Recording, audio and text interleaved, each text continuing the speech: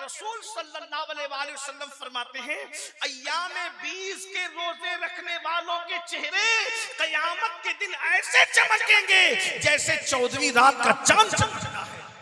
मेरे भाइयों, रमजान शरीफ आ रहा है, रमजान शरीफ का फायदा उठा लो।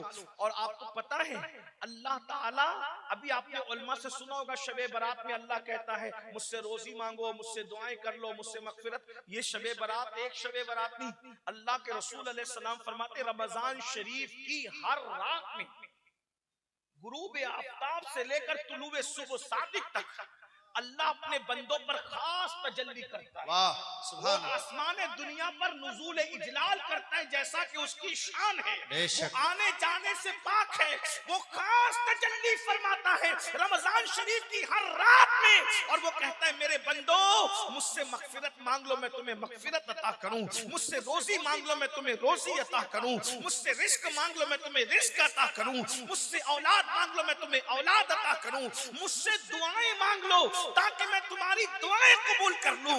ओ साल भर परेशान रहने वालों, कभी ताबीज के चक्कर में, कभी वजीफों के चक्कर में, कभी इसका दर, कभी उसका दर, कभी उसका दर। ऐ मेरी कौम के जवानों, अगर अपनी फूटी तकदीर संवारना है, अगर अपनी बिगड़ी तकदीर संवारना है, अपना सोया हुआ मुकद्दर संवारना है, अल्लाह के रसूल के जरिए ऐलान कराया जा रहा है मेरे बंदों मुझसे दुआ कर लो, मैं तुम्हारी दुआ को कबूल करूंगा। अरे जरा गिड़गिड़ा करके देख लो, रोजी रमजान शरीफ में मांग कर देख लो, साल भर तक कुशादगी न हो तो फिर हमारा दामन पकड़ना, क्योंकि हमें अपने नबी की जबान पर यकीन है। अल्लाह अकबर। लेकिन अफसोस की बात यह है रमजान शरीफ की रातों में जागते तो हो लेकिन इबादत नहीं करते, गिड़गिड़ाते नहीं। बल्कि आजकल तो ऐसा हो गया इफ्तार और सहरी के मौके पर रमजान के प्रोग्राम के नाम पर पड़ोसी मुल्कों ने इतनी बातें फैलाई है कि जो ऐन दुआ और इबादत का वक्त होता है लोग टीवी का मुंह पकड़ के बैठ जाते हैं। बताइए, मैं मजहबी प्रोग्राम देखने का मुखालिफ नहीं हूं, लेकिन जो इबादत का वक्त है तुम टीवी का मुंह पकड़ के बैठते हो, मोबाइल का मुंह पकड़ के बैठते हो। अरे इफ्तार और सहरी के वक्त जब रोजेदार दुआ करते हैं तो अल्लाह के 70,000 फरिश्ते तुम्हारी दुआओं पर आमीन कहने के लिए उतरते हैं। तुम कितने मुकद्दस हो जाते हो जब रोजा रखते हो। आओ ना अपने खुदा के करीब हो जाए, आओ मगफिरत का परवाना हासिल करें। अपनी गुफ्तगू को समेटते हुए फिर मेरे आका फरमाते हैं दूसरे जीने पर जब मैंने कदम रखा तो जिब्रील ने दुआ की, ए अल्लाह तेरे महबूब का जब नाम लिया जाए किसी महफिल में और उस वक्त जो तेरे हबीब पे दुरूद न पढ़े तू उसको भी अपनी रहमत से दूर कर दे, वो भी तेरी रहमत से महरूम हो जाए। आज महफिलों में बार बार तकरीरों में नाम लिया जाता है, तवज्जो करना। मैं तो देखता हूं कि बाज़ दीनदार लोग भी हुजूर का नाम लिए जाने पर दुरूद नहीं, जबकि कोई हुजूर कहे तो आपको सल्लल्लाहु अलैहि वसल्लम कहना चाहिए। बार बार कहो, हर बार कहो हुजूर अलैहिस्सलाम। कोई सरकार हुजूर की तरफ निस्बत करके कहे तुम कहो सल्लल्लाहु अलैहि वसल्लम, हुजूर कहे तुम कहो सल्लल्लाहु अलैहि वसल्लम। शर्माओ मत, इसलिए कि दुरूद वो अमल है, हर अमल के मरदूद होने का खतरा है, मगर दुरूद कभी मरदूद नहीं है, दुरूद हमेशा मकबूल है। बुजुर्गों ने फरमाया जिस इबादत के रास्ते जाओगे खतरा है कि रद्द कर दिया जाए, मगर दुरूद के दरवाजों से जाओगे तो अल्लाह ताला तुम्हें कबूलियत का शरफ अता कर देगा। इसलिए दुरूद को लाजिम पकड़ो। और महफिलों में तो नारा लगाने में सबकी आवाज निकलती है, लेकिन दुरूद पढ़ने में आवाज नहीं निकलती। दुरूद को क्या समझा? अल्लाह के रसूल अलैहिस्सलाम फरमाते हैं जो मुझ पर दुरूद पढ़ना भूल गया वो जन्नत का रास्ता भूल गया। लोग हमसे कहते हैं हुजूर के दीदार का कोई वजीफा है, मैंने कहा दुरूद से बड़ा कोई वजीफा दीदार रसूल का नहीं। लोग कहते हैं मदीने मुनव्वरा जाना है, दौलत नहीं है। ऐ मेरी कौम के जवानों, कोई दौलत से मदीने नहीं जाता, बल्कि हुजूर की इज्जत से मदीने मुनव्वरा जाता है, हुजूर की अता से जाता है। जिसे चाहा दर पे बुला लिया, जिसे चाहा अपना बना लिया। ये बड़े करम के है फैसले, ये बड़े नसीब की बात है। अगर मदीने मुनव्वरा जाना चाहते हो कसरत से दुरूद पढ़ा करो। एक बात बताऊं, जबान में तासीर होगी, दुरूद पढ़ो, चेहरे चमकेंगे, दुरूद पढ़ो, औलाद फरमा बरदार होगी, दुरूद पढ़ो, मुसीबतें टलेगी, दुरूद पढ़ो। ये काम कोई काम बिगड़ने नहीं देता, बिगड़ी भी बना देता है। सबना में मोहम्मद, हुजूर का नाम लिया करो, हुजूर पे दुरूद पढ़ा करो। कम से कम 500 मर्तबा हर उम्मती जरूर दुरूद पढ़ा करे। पता है आपको 500 मर्तबा दुरूद पढ़ने में सिर्फ 10 मिनट लगते हैं। सल्लल्लाहु अलैहि वसल्लम, ये मुख्तसर सा दुरूद शरीफ है, 10 मिनट में हो जाता है। और अगर 1000 बार दुरूद पढ़ोगे ना तो मेरे आका फरमाते हैं 1000 मर्तबा दुरूद पढ़ने वाला उससे पहले उसको मौत नहीं आएगी जब तक कि वो मेरा दीदार न कर ले, जब तक कि जन्नत में उसका ठिकाना उसको बताना दिया जाए। मेरे भाइयों, क्यों किसी की गिबत करते हो, क्यों किसी की चुगली करते हो, क्यों किसी का जिक्र करते हो? अपनी महफिल में किसी और का जिक्र करने की बजाय अपने महबूब का जिक्र किया करो। आपको पता है सुल्तान महमूद गजनवी, उनके इंतकाल के बाद बरसों बाद उनकी कब्र खुली तो कफन भी मैला नहीं हुआ था। तो लोगों को पता चला ये बादशाह होकर उस वक्त तक सोता नहीं था जब तक 1000 मर्तबा मुस्तफा जान रहमत पे दुरूद नहीं पढ़ लेता था। याद रखना, जो कसरत से दुरूद पढ़ेगा उसका कफन भी मैला नहीं होगा, जो कसरत से दुरूद पढ़ेगा उसकी कब्र की मिट्टी उसके जिस्म को नहीं खाएगी। दुरूद पर तो बहुत सी बातें हैं। एक वाकया मुझे याद आता है, मदीने मुनव्वरा जाने के शायकीन इसको गौर से सुने, ये बहुत पुराना नहीं, अभी माजी करीब का वाकया है। गुजरात की सरजमीन पर, मौलाना गुजरात से आए हैं इसलिए गुजरात की सरजमीन पर एक आशिक़ रसूल रहता था, बड़ा गरीब था, बड़ा मुफलिस था। याद रखना, इश्क़ रसूल वो दौलत है जो सिर्फ मालदारों को नहीं मिलती बल्कि गरीबों को भी मिला करती है। इश्क़ रसूल वो दौलत है जो सिर्फ खूबसूरतों को नहीं मिला करती, कम खूबसूरत लोगों को भी मिल जाया करती है। इश्क़ रसूल वो दौलत है जो सिर्फ पढ़े लिखे लोगों को नहीं मिलती, अनपढ़ लोगों को भी मिल जाया करती है। एक बात और अर्ज़ कर दूं, इश्क़ रसूल सिर्फ मुत्तकी लोगों को मिला नहीं करती बल्कि इश्क़ रसूल वो दौलत है कभी कम मुत्तकी लोगों को भी मिल जाती है। और याद रखना, जिसे इश्क़ मुस्तफ़ा मिल गया उसे खैर कसीर मिल गया। इश्क़ से बड़ी दुनिया की कोई दौलत है ही नहीं। बल्कि ये सुन ले, जो आशिक़ रसूल बन जाता है वो फरिश्तों के आगे निकल जाता है। जहाँ फरिश्तों की हदे परवाज़ खत्म हो जाती है, कभी कभी आशिक उसके आगे निकल जाता है। ये तो अपना अपना है हौसला, ये तो अपनी अपनी उड़ान है। कोई थक के रह गया बाम तक, कोई कहकशा से गुजर गया। हुजूर पे दुरूद पढ़ा करो। वो संग तराश था, संग तराश समझते हो यानी पत्थर तराशने वाला। दुरूद शरीफ की किताब है जिसका नाम दलाइलुल खैरात है, उसको पूरी दलाइलुल खैरात ज़बानी याद। वो दुरूद पढ़ता था और कैसे, जब भी कोई काम शुरू करता था तो पहले दलाइलुल खैरात का एक चैप्टर, एक सबक, एक बाब, उसको 7 हिस्सों में तकसीम किया गया है। बाज़ सूफिया ने उसको 8 हिस्सों में, बाज़ ने उसको 7 हिस्सों में। बहुत खूबसूरत से गए उसने दुरूद शरीफ के। अल्लाह वाले अक्सर उसको विर्द में रखते हैं। मैं अपने बुजुर्गों से गुजारिश करूंगा, हालांकि मैं इनका छोटा भाई, इनका नालैन बरदार हूँ, उलमा से कहता हूँ बहुत मसरूफ रहते हैं, हो सके तो दलाइलुल खैरात शरीफ को अपने ऊपर लाजिम कर। सिर्फ 10 मिनट लगते हैं एक चैप्टर पढ़ने में, और जब आप पढ़ने के आदी हो जाते हैं तो कभी 6 और 7 मिनट में भी निपट जाता है। दुरूद शरीफ की किताब दलाइलुल खैरात को अपने वजीफे, इस किताब को पढ़ने वाले वली बने। बहुत बड़ी चीज है ये, बहुत बड़ी चीज। मेरे भाई, जिस दुरूद को पढ़ने से शहद की मक्खियां कड़वे कसीले फूलों को शहद में तब्दील कर देती, उस दुरूद की बरकत से हमारा कौन सा मसला हल नहीं हो सकता। हुजूर से अपने रिश्ते को मजबूत करना है तो दुरूद दुरूद दुरूद दुरूद। बल्कि शेख मुहक्किक अब्दुल हक मुहद्दिस देहलवी कहते हैं, दुरूद के रंग में इतना रंग जाओ कि सोते रहो तो भी तुम्हारा दिल दुरूद पढ़ता रहे। दुरूद के फजाइल कभी खत्म नहीं हो सकते। बेशक, बेशक। दुरूद फिर दुरूद है, दुरूद सिर्फ दुरूद है। एक बार दुरूद की तरफ आकर के देखो, दुरूद शरीफ पढ़ कर देखो तो वो संग तराश था। पत्थर तराशने से पहले रोजाना हर एक चैप्टर दूसरा पत्थर तराशना, दूसरा चैप्टर पढ़ा, दूसरा बाप पढ़ा, तीसरा पत्थर तराश, वो पढ़ता रहता था, पत्थर तराशता है। और उसको जब दुरूद पढ़ता है ना तो आदमी हुजूर याद आते हैं, और जब हुजूर याद आते हैं, हुजूर कब याद आते हैं? मैं अक्सर कहता हूँ, पहले वो हमें याद करते हैं, फिर वो हमें याद आते हैं। सिल्लीगुड़ी वालों, वो तो हमें हमेशा याद ही करते हैं। ये तो और बात है कि हम उन्हें भूल गए। जो न भूला हम फकीरों को रजा, याद उसकी अपनी आदत कीजिए। हुजूर को याद करते रहो, फिर देखो नसीबा कैसे चमकता है। क्या हुआ?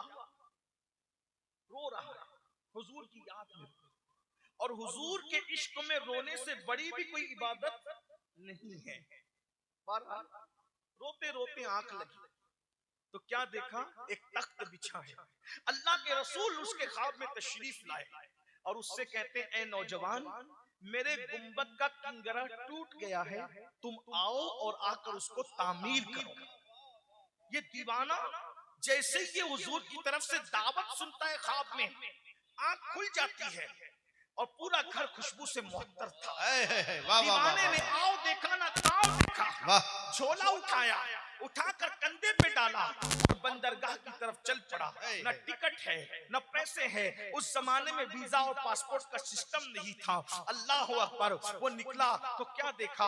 एक जहाज है जो जिद्दा की तरफ जा रहा है, मगर मल्लाह के लाख कोशिश करने पर वो जहाज आगे बढ़ने को तैयार नहीं है। अल्लाह अल्लाह, अंदाजा तो फरमाए, मेरे नबी के इख्तियार फिर इख्तियार है। अरे जो हवाओं को रोक दे, जो चांद के टुकड़े कर दे, सो सूरज को पलटा दे, उसके लिए जहाज को रोकना कौन सी बड़ी बात है। अल्लाह अल्लाह, मेरे नबी के इख्तियार का आलम तो ये है, जहां में उनकी चलती है वो दम में क्या से क्या कर दे।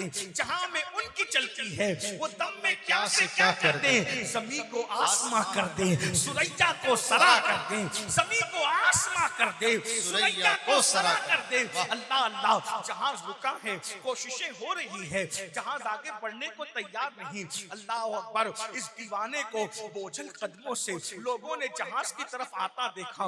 मल्लाह ने कहा कि कोई नूरानी सूरत वाला एक अल्लाह का फकीर मालूम होता है, इसीलिए शायद जहाज नहीं चल रहा है। उससे पूछा किधर का इरादा है, उसने कहा मदीने जाना है। जहाज जिद्दा जा रहा था, उसने कहा मदीने जाना है। आशिकों की तबीयत यही है, काबे का नाम तक न लिया, तैबा ही कहा। जिसने कहा था मुझसे कि नुहजत किधर की है, उसके तुफैल हज भी खुदा ने करा दिए। असले मुराद हाज़री उस पाक दर की है। मदीने जाना है, मदीने जाना है। आओ बैठो। जैसे ही जहाज के अंदर उस आशिक को बिठाया, थोड़ी सी हरकत पर जहाज चलने लगा। अब जरा तवज्जो करना, आशिक सर झुकाकर बैठा है। दिन तेजी के साथ गुजरते नहीं हैं, इसलिए कि हिज्र के लम्हात बहुत जल्दी नहीं गुजरा करते, वस्ल के लम्हात बहुत तेजी से गुजरते हैं। आप जानते हैं, हम जैसे गिरे पड़े लोग मदीने मुनव्वरा जाते हैं तो दिल चाहता है कि उड़ करके चले जाएं। वो तो बहुत बड़ा आशिक था, वो तो सच्चा आशिक रसूल था, उसके लिए बहुत बार हो रहा था। बहरहाल जिद्दा के करीब जब जहाज पहुंचा, इसको ख्याल आया सबको उसके मौल्लिम लेने आएंगे। मेरा तो कोई मौल्लिम ही नहीं है, मुझे कौन लेने आएगा। लेकिन जैसे ही जहाज से उतर रहे थे, हैरत हुई कि मदीने मुनव्वरा के गवर्नर, मदीने मुनव्वरा के खलीफा वहां पर मौजूद हैं और हर आने वाले से पूछते हैं, गुजरात से संग तराश तुम हो, गुजरात के संग तराश तुम हो। गुजरात के सब लोग बढ़ते जाते हैं, आखिर ये झोला लेकर फटे पुराने कपड़े पर अल्लाह अकबर, अल्लाह का फकीर आशिक रसूल दुरूद पढ़ते निकला। तो कहा तुम संग तराश हो, गुजरात से आने वालों? हाँ मैं ही हूँ, लेकिन तुम्हें कैसे पता कि मैं संग तराश गुजरात से आने वाला हूँ? अल्लाह अकबर। और तुम कौन हो? उन्होंने कहा मैं शरीफ मदीना हूँ, मदीने मुनव्वरा का गवर्नर हूँ। मदीने का गवर्नर मेरे लिए पूछ रहा है? आखिर तुम्हें पता कैसे चला कि मैं गुजरात का संग तराश हूँ? कहा सुनो, ख्वाब में मुस्तफा जाने रहमत तशरीफ लाए थे और मेरे आका ने फरमाया, शरीफ मदीना अगर मुझे अपना मेहमान बनाना चाहते हो तो मेरा एक आशिक संग तराश गुजरात से आ रहा है, उसकी खिदमत करना गोया तुमने मेरी नारे तकबीर मेहमान बनाना। वाह वाह वाह मुझे अपना मेहमान बना लिया। अल्लाह अकबर। आशिक सोच रो पड़ा, मैं तो सोच रहा था मुझे जिद्दा से कौन ले जाएगा, मगर वारे मुस्तफा जान रहमत, तुम्हारी मेहमानी पर कुर्बान, तुम्हारी शान मेजबानी पर कुर्बान। वक्त के ताजदार को एक फकीर के लिए साहिल समुंदर पे खड़ा कर दिया और उसके बाद शरीफ मदीना पूरे ठाट बाट के साथ उस आशिक रसूल को मदीने मुनव्वरा ले जाता है। ये खा ले, ये कर ले, वो कर ले, कुछ नहीं, मैं जिस काम के लिए आया हूँ उसी काम से मुझे जाना है। क्या काम से आए हो? हुजूर ने फरमाया मेरा किंगरा टूट गया है, गुंबद का तुम्हें तामीर करना है। अरे करोड़ों उम्मतियों में किंगरे की तामीर के लिए निगाह किस पे पड़ रही है? दुरूद पढ़ने वाले आशिक पे पड़ रही है, हुजूर के डंके बजाने वाले आशिक पे पड़ रही है। अल्लाह अकबर। वो फिर आशिक रसूल गुस्ल करता है, अपने फटे पुराने कपड़े पहनता है और साजो सामान लेकर गुंबद की तरफ चढ़ता है।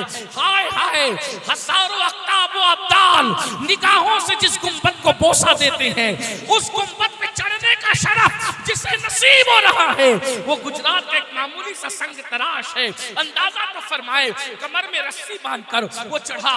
उसके बाद उसने गुंबद का किंगरा तामीर किया। सब इंतजार में खड़े थे, चलो आएंगे तो खिदमत करेंगे, आएंगे तो मेजबानी करेंगे, आएंगे तो मेहमान नवाजी करेंगे। लेकिन जब किंगरा तामीर हुआ, वो गुंबद पे लिपट गया, उसकी गर्दन ढलक गई। लोग इंतजार कर रहे थे, आओ तो खिदमत करें, आओ तो खिदमत करें। जब देर तक कोई आवाज न आई तो खादिमों को ऊपर चढ़ाया गया।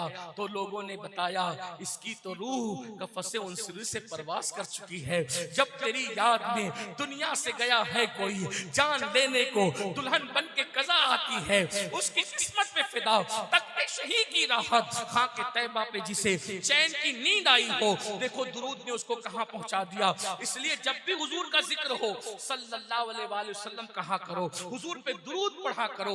वाजिब कितनी मर्तबा है, फर्ज कितनी मर्तबा है, मैं इसमें नहीं उलझाना चाहता। मैं तो कहता हूँ हम इश्क के बंदे हैं। जब जब यार का नाम लिया जाए तब तब हुजूर पे दुरूद पढ़ा जाए, जब जब यार का नाम लिया जाए हुजूर पे दुरूद पढ़ा जाए। तीसरी और आखिरी बात, अल्लाह के रसूल फरमाते हैं जब मैं तीसरे जीने पे मैंने कदम रखा तो जिब्रील ने कहा या अल्लाह, जो अपने माँ बाप में से किसी को बुढ़ापे में पाए, एक को या दोनों को, और उनकी खिदमत करके वो अपने ऊपर जन्नत लाजिम न कर ले, तो उनको भी अपनी रहमत से दूर कर दे। हुजूर फरमाते मैंने उस पे भी आमीन कहा। आज माँ बाप मसला कश्मीर बने हुए, माँ बाप की तरफ तवज्जो नहीं है, माँ बाप की अहमियत भी नहीं है, माँ बाप से ताल्लुक भी कल्बी नहीं है। बल्कि हालात ये हैं, अगर पिकनिक पर जाना हो, पार्टी में जाना हो, दोस्तों के साथ खेल कूद के लिए जाना हो, कॉफी पी रहे हैं, चाय पी रहे हैं, खाना खा रहे हैं, तो हर दोस्त तो अपनी जेब से पैसे निकालता है या कार्ड निकालता है, मैं बिल दूंगा, मैं बिल दूंगा, मैं बिल दूंगा। और जब माँ बाप दवाखाने में और हॉस्पिटल में एडमिट होते हैं तो चारों भाई आपस में लड़ते हैं, पांचों भाई आपस में लड़ते हैं, तू बिल देगा, तेरी माँ नहीं है, तू बिल देगा, तेरा बाप नहीं है, आपसे पूछते हैं। जो माँ बाप जन्नत थी तुम्हारे लिए, आज उन माँ बाप से तुम दूर हो। जन्नत को जंगलों में जलसों में तलाश करने वालों, जन्नत ना जंगलों में मिलेगी ना जलसों में मिलेगी। जन्नत तो तुम्हारे घर में तुम्हारे माँ बाप की शक्ल में मौजूद है। वाह वाह, बेशक। मैं चंद दिनों पहले सौराष्ट्र गुजरात के इलाके में गया था। वहां के लोग सैयदों से बहुत प्यार करते हैं। वो बिल्कुल बॉर्डर का जो इलाका है, बाड़मेर वगैरह का इलाका, कई फुट दूर जूते और चप्पल उतार कर फिर सैयदों से मिलने आते हैं और बगैर नजर के कोई नहीं मिलता। मैं खुश हुआ, लेकिन मैंने उनसे कहा जितने जूते चप्पल उतार करके तुम हमसे मुसाफा कर रहे हो, हाथ चूम रहे हो, पैर चूम रहे हो, मैं दुआ देता हूँ अल्लाह तुम्हारी नस्लों को आबाद रखे। लेकिन जो रवैया हमारे साथ है, क्या यही रवैया तुम्हारा तुम्हारे माँ बाप के साथ भी है? वाह वाह वाह वाह। अभी अल्लामा रूहुल अमीन साहब तशरीफ ला, अल्लामा नजीर साहब, ये सैयद मुफ्ती सैयद अहमद कबीर साहब और भी उलमा हैं, हम भी आए, मौलाना सिद्दीक साहब, अल्लामा सिद्दीक साहब भी। आपकी सबकी तमन्ना ये है एक बार मुसाफिर जी, एक बार मुसाफिर। हाथ चूमना है। मैं इस पे कभी लोगों को मना भी नहीं, ठीक है। वैसे हाथ चूमने के बड़ी तारीखी निशानात हाथों पर मौजूद है, मुझे उस पर गुस्सा भी नहीं। और मैं तो कहता हूं बुजुर्गों के हाथ चूमने का मौका मिले तो चूम लो, क्योंकि इमाम हसन बसरी के एक बादशाह ने हाथ चूमे थे, अल्लाह ने सिर्फ हाथ चूमने पे उसको जन्नत दी। लेकिन मैं यहाँ आपसे सिलीगुड़ी वालों और अपने नौजवानों से, अपनी माए और बहनों से पूछता हूँ कि आप सैयदों के हाथ चूमने के लिए, उलमा के हाथ चूमने के लिए एक दूसरे पे गिर पड़ते, मगर यहाँ जितने उलमा बैठे, अगर मैं गलती करूं तो ये मेरी इस्लाह करेंगे, सही कहूं तो मेरी तारीफ करेंगे। आप कोई भी सैयद साहब, ये बात तो मैं कह सकता हूं, कोई और कहेगा तो उसको गलत रंग दो, कोई भी कितना ही बड़ा सैयद अगर आपके लिए दुआ करे, सैयद की दुआ कबूल होती, लेकिन अल्लाह बेनियाज है, अगर चाहे तो वो तुम्हारे हक में सैयद की हुई दुआ भी रद्द कर सकता है। कबूल हो, लेकिन वो रद्द, वो बेनियाज, उसको कबूल करना उस पे लाजिम नहीं, बेशक अल्लाह पर कुछ लाजिम नहीं है, बेनियाज है। हम सब उसके बंदे हैं, वो अगर सारी जिंदगी की इबादत को रद्द कर दे तो भी कोई उससे पूछ नहीं सकता कि क्यों रद्द। कितना भी बड़ा वली, मैं ये बात उलमा की मौजूदगी में, मुफ्तियों की मौजूदगी, मुफ्तियाने किराम की मौजूदगी में कह रहा हूं, फिर ये कह रहा हूं इनको हक है मेरी इस्लाह करने। कितना भी बड़ा वली अगर दुआ करे, अल्लाह बेनियाज है, वलियों की दुआ वो कबूल करता है, लेकिन अगर चाहे तो वो वली की दुआ जो आपके हक में हो रही वो रद्द भी कर सकता है, वो कर सकता है, पॉसिबल है, मुमकिन है, क्योंकि वो बेनियाज है, वो बेनियाज है। मेरे भाई, जब उसने किसी हजारों साल इबादत करने वालों की इबादत को रद्द ही नहीं किया, बल्कि उसके गले में लानत का तोहफा डाल दिया, बलामा बाउल का अंजाम क्या हुआ? मेरे भाई गौर करो, सोचो, अपने माँ बाप को सताने वालों, माँ बाप को तकलीफ पहुंचाने वालों, माँ बाप का दिल दुखाने वालों, माँ बाप को अजियत देने वालों, किसी की भी दुआ, बड़े से बड़े बुजुर्ग, बड़े से बड़े सैयद, बड़े से बड़े पीर की दुआ अल्लाह कबूल ही करता है, लेकिन अगर चाहे तो रद्द कर दे।